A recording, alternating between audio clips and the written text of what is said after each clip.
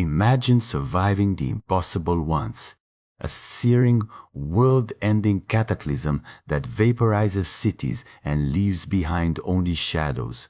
Now, imagine surviving it twice.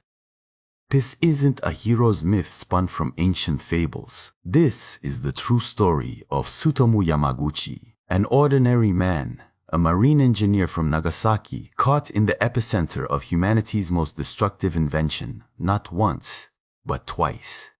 His story isn't just about survival, though survival itself was a miracle.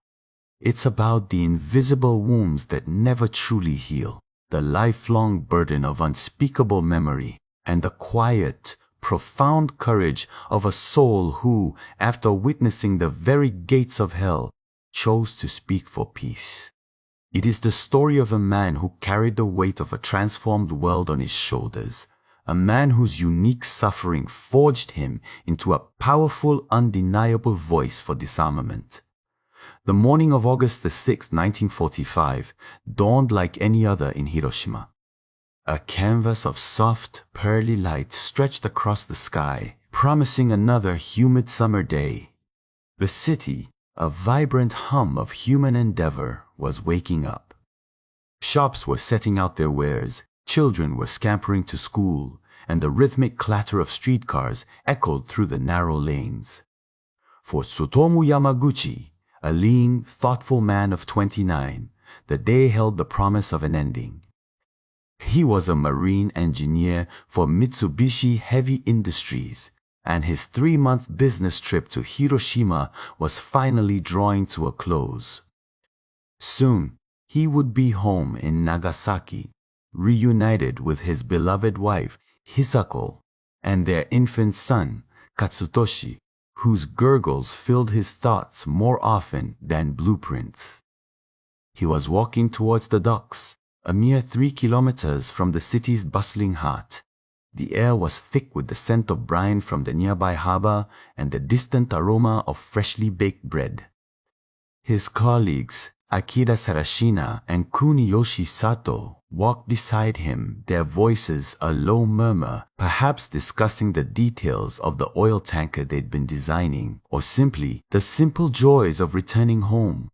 He remembered looking up at the sky, a vast, innocent blue, unmarred by clouds. There was a lightness in his step, an anticipation that buzzed beneath his skin, the kind of feeling one gets when a long journey is almost over and the comfort of home beckons. Then the world shattered. It wasn't a sound at first, but a light so impossibly brilliant, so starkly absolute, it seared itself onto the very back of his eyeballs, even through closed lids. A flash, he would recall later, like a great flash of magnesium, a sun born anew, but one that consumed rather than illuminated. Before he could even register the impossible luminescence, an earth-shattering roar tore through the air, pressing in on his eardrums, shaking the very bones in his body. He was no longer walking, he was flying, ripped from the earth by an unseen, colossal hand, tossed through the air like a rag doll. The world dissolved into a maelstrom of debris, heat, and unimaginable pressure. He landed hard, the impact knocking the air from his lungs. For a moment, there was nothing but a ringing silence, punctuated only by the frantic thudding of his own heart. He was alive, but the world he had known just seconds before was gone. He pushed himself up, every muscle screaming in protest. His left side felt as if it had been plunged into an inferno. His eardrums were ruptured, the world a muffled echo. He tried to open his eyes, but they were seared shut, his vision a swinning blur. It was a landscape born of nightmare, buildings flattened into skeletal remains, trees reduced to charred stumps, fire consuming everything in its path. The air was thick with the stench of burning flesh and disintegrated wood. And then the cries began. Not screams, not shouts, but desperate, raw laments, the sound of unimaginable pain echoing from the depths of a new hell. He stumbled forward, his arms outstretched, navigating by instinct through a dense, acrid fog. His skin, where exposed, was blistering, peeling away in grotesque ribbons. He found a ditch, its earth still warm from the blast, and crawled into its meager shelter, his mind struggling to comprehend the scale of the horror. The silence returned, profound and unsettling, broken only by the distant crackle of fire and the faint, despairing moans of those who, like him, had survived. He was physically and spiritually adrift, a lone vessel in a sea of ash, the memory of his family, a flickering lighthouse in the encroaching darkness. All he knew was that he had to get home. He had to reach Hisako and Katsutoshi. The journey home was an odyssey through a landscape transformed into a living hell. With his vision slowly returning, albeit blurry, and his body pulsing with the agony of his burns, Tsutomu began his desperate trek. Every step was a fresh torment. The air was infused with a sickening sweetness of death. The ground littered with the grotesque debris of shattered lives. He saw bodies twisted and unrecognizable, some fused to the very asphalt. He saw faces frozen in silent screams, shadows etched onto walls where people had once stood. He witnessed the inhumanity of pure atomic power, a force that stripped away dignity and reduced humanity to dust. He slept little, if at all, his nights haunted by the inferno of the day and the chilling silence that followed. He recalled the kindness of a woman who offered him water from a cracked cistern, a small yet profound act of humanity amidst the overwhelming desolation. He remembered the smell of rain, a sudden, blessed downpour that turned the ash and dust into a murky, radioactive black sludge known later as black rain. He had no idea then, no understanding of the insidious poison that now coated his skin, seeped into his clothes, and settled deep within his very bones. All he craved was the familiar embrace of his home, the safety of his family. After 3 days of unimaginable suffering, Tsutomu finally staggered into Nagasaki on August 8th. The city, his home, stood untouched, a stark contrast to the obliterated ruins he had left behind. The relief that washed over him was a physical sensation, a flood of warmth. He found Hisako and Katsutoshi. The reunion was tearful, overflowing with the raw emotion of a miracle. He was alive. He had made it back. Hisako, with her unwavering strength and love, tended to his horrific burns, dressing them with gentle hands, her face etched with profound worry. Their son, blissfully unaware of the horror his father had witnessed, reached out with small hands, a beacon of innocent life in the gloom. The next morning, August 9th, Tsutomu, despite his severe condition, reported to work at Mitsubishi. He felt a duty, a need to explain the unimaginable. Bandaged and weary, his voice raw from the exertion of his journey and the emotional toll, he began to recount his horrifying tale to his supervisor. He described the blinding flash, the earth-shattering roar, the apocalyptic cityscape in Hiroshima. He recounted the burning bodies, the endless screams, the profound and bewildering destruction. His supervisor listened, captivated, perhaps with a mixture of awe and disbelief. How could such a thing be real? And then the impossible happened again. Another flash. Not as blinding this time. He was looking towards the window in the office, and a sudden, searing white light filled the pane. He had no time to brace himself. Another colossal roar. The building swayed violently. Glass shrieked as it imploded, and a wave of superheated wind ripped through the room. Tsutomu was thrown to the floor once more. The sound of destruction in Nagasaki was different, closer, more personal. This wasn't a city he was visiting. This was his city. He scrambled to his feet, his heart hammering against his ribs, a sense of sickening déjà vu washing over him. The air was filled with dust and the acrid smell of burning. He heard the panicked cries of colleagues, the distant wail of alarms. He heard the impossible. He had survived Hiroshima only to be subjected to the same hell again in his own home. His first desperate thought was of Hisako and Katsutoshi. Were they safe? Had the nightmare reached them? He ran, ignoring the fresh agony in his body, the renewed throbbing of his ruptured eardrums. He ran through streets he knew intimately, now unrecognizable, choked with rubble and fire. He ran past familiar landmarks, twisted into unrecognizable grotesque shapes. He ran until he found them, his wife and child, miraculously alive in a makeshift shelter, shaken but physically unharmed this time.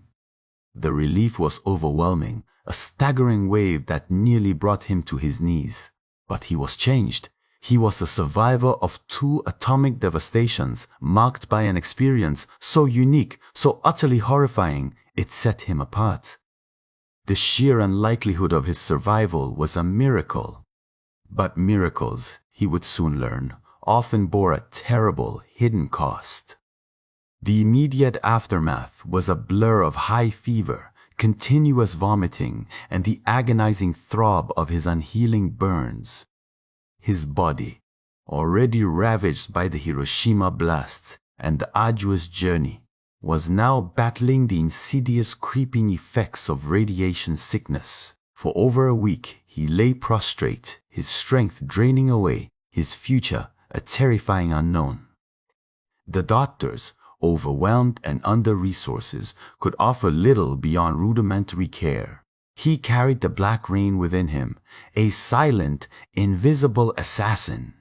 His physical wounds eventually began to heal. But the invisible wounds, the deepest ones, festered. The radiation had left its mark. He developed cataracts, his vision subtly but irrevocably clouded. Later in life, leukemia would claim him. His wife, Hisako, also suffered from the latent effects of the black rain that had drenched Nagasaki. She developed cancer, a cruel irony of fate that mirrored his own suffering. Their children, too, experienced various health issues, problems they and their parents attributed to the radiation, a generational inheritance of a nightmare they hadn't even lived through directly.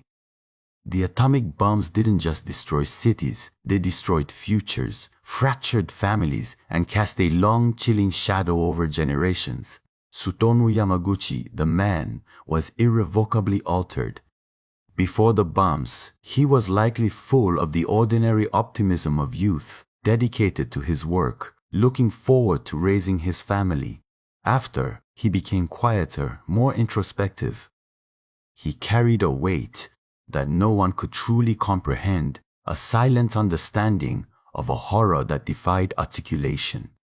He was a hibakusha, an explosion-affected person. But more than that, he was a niji hibakusha, a double survivor, a category of one. For decades, like many other survivors, he spoke little of his experiences. There was a societal stigma, a fear of contagion, a profound difficulty in dredging up such unspeakable memories. How do you explain the smell of burning flesh to someone who has never known it? How do you describe a light that eradicates everything it touches? He often felt like an outcast, marked by something no one else could fully grasp. The world wanted to move on, to forget the unthinkable. But Tsutomu could not forget. The memories were etched onto his very soul, replaying themselves in vivid, agonizing detail, particularly in the quiet hours of the night. He often wondered, why him? Why had he been spared, not once but twice, when so many others had been instantly vaporized? Was it fate, a cruel joke, or was there a deeper purpose to his improbable survival? For many years, the question remained unanswered, a silent burden he carried alone. He coped by simply enduring, by putting one foot in front of the other, finding solace in the quiet rhythms of his work and the enduring love of his family, despite the cloud that hung over them. For decades, the story of Tsutomu Yamaguchi remained largely within the confines of his own heart and the hearts of those closest to him. The world, in its rush to rebuild and forget, often overlooked the quiet suffering of the hibakusha. But as the years turned into decades and the threat of nuclear proliferation loomed ever larger, Tsutomu began to feel a profound obligation. His survival, improbable as it was, ceased to be just a burden. It transformed into a duty. He realized that his unique experience was not just his own, it belonged to humanity. It was a warning. The turning point was gradual, fueled by a growing sense of urgency to ensure that such a catastrophe would never befall another soul. He saw the world on the brink, countries brandishing nuclear arsenals like toys. He understood with a terrible clarity that if he did not speak, his unique and harrowing testimony might be lost to history. He started small, sharing his story with local groups, then with national organizations. His voice, once quiet and reserved, gained strength and resonance. He became an advocate, not for vengeance, but for remembrance, for understanding, and for disarmament. He wrote a book, Nagasaki. No Shogun, Nagasaki's testimony, a raw and unflinching account of his experiences. He participated in documentaries, his quiet dignity and powerful simplicity, cutting through the rhetoric and reminding everyone of the profound human cost of war. He traveled tirelessly to international conferences, to universities, to United Nations itself, carrying the scarred memory of two cities on his shoulders. He met with filmmakers, notably James Cameron, discussing the need for stories that would truly convey the devastating impact of nuclear weapons. He didn't seek fame, he sought understanding. He wasn't crying for retribution, he was pleading for peace. His famous quote became his mantra, a haunting echo of his life. "I was not killed by the atomic bomb, but I was made to remember it forever." And then another, even more profound message emerged from his quiet wisdom. "The reason that I hate the atomic bomb is because of what it does to the dignity of human beings." This wasn't about the physical destruction alone, but the spiritual, emotional, and social wreckage. The loss of dignity in a world rendered unrecognizable, in lives irrevocably broken, in the stigma faced by survivors. His was a testament to the fact that even after surviving the greatest act of destruction, the human spirit, with its inherent dignity, could still rise, could still speak, could still advocate for a better world. In 2009, in a momentous recognition of his unique and unparalleled survival, the Japanese government officially recognized Tsutomu Yamaguchi as a double hibakusha. It was a formal acknowledgement of a life lived through unimaginable trauma, a life that had become a living monument to peace. He cherished this recognition deeply, for it meant his story, his warning, was now officially enshrined, ensuring that future generations would hear his voice, a voice crying out from the ashes of Hiroshima and Nagasaki. Tsutomu Yamaguchi passed away in 2010 at the age of 93. He lived a long life, far longer than many of his fellow hibakusha. His passing was not an end, but a transition. His story, once a whisper, had become a resounding call to action. His unique survival resonated globally, transforming him into a living embodiment of the catastrophic consequences of nuclear weapons. He was the man who had walked through hell twice and emerged not broken, but determined to bear witness. His legacy is not just about survival. It's about the relentless pursuit of peace. It reminds us that war, especially nuclear war, is not an abstract concept fought on distant battlefields. It is a profoundly human tragedy that leaves indelible scars on individuals, families, and societies for generations. It is a stark reminder of the fragile dignity of human life and the terrifying speed with which it can be annihilated. His story, and the stories of all hibakusha, carries an enduring message, the imperative to abolish nuclear weapons. Tsutomu Yamaguchi's life was a visceral, undeniable answer to the question of what happens when humanity unleashes its darkest potential. He bore witness, so we, the living, might never have to. His plea was simple: remember, understand, and act. What do you think is the most powerful takeaway from Tsutomu Yamaguchi's incredible, harrowing story? Does his experience change your perspective on war or on peace? Share your thoughts in the comments below. If you found this story impactful, if it moved you to reflect, please like and subscribe for more untold histories, for more voices from the past that resonate with profound urgency in our present. For it is only by remembering the dark chapters of our history that we can truly strive to write a brighter future.